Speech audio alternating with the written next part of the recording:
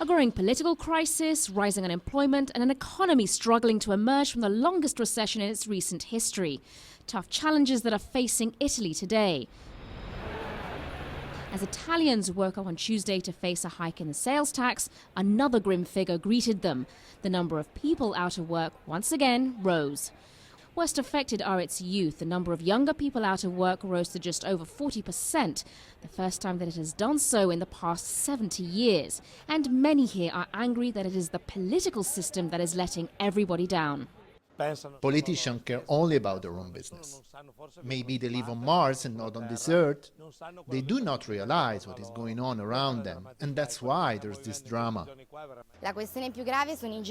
Young people are taking the worst of it. I have a degree and I have been looking for a job in the last 3 months, but I found nothing. They don't let young people into the job market. Much of the instability here has been blamed on the corruption that has been afflicting the country for decades. Now, Italians are wearily used to this sort of thing, and they see the current turmoil as being the very latest in a long line of crises that have come to define Italian politics. Italy's politicians have a decidedly bad reputation. They are often derided and always criticised, none more so than former Prime Minister Silvio Berlusconi, who through his business and media ventures has been a dominant force in the country for 2 decades. Despite all the scandals that he's been involved in, he's managed to stay in the game. Every other week we have a sort of apocalypse now in politics. And of course, Berlusconi is trying hard to play court.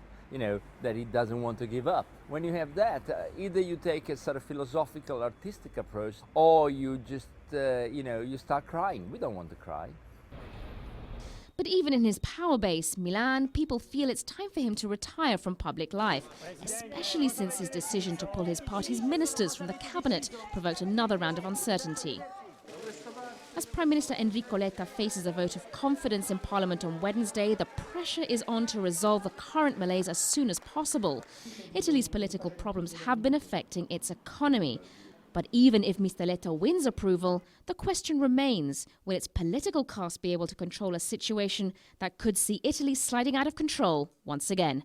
Sonia Gallego, Al Jazeera, Milan.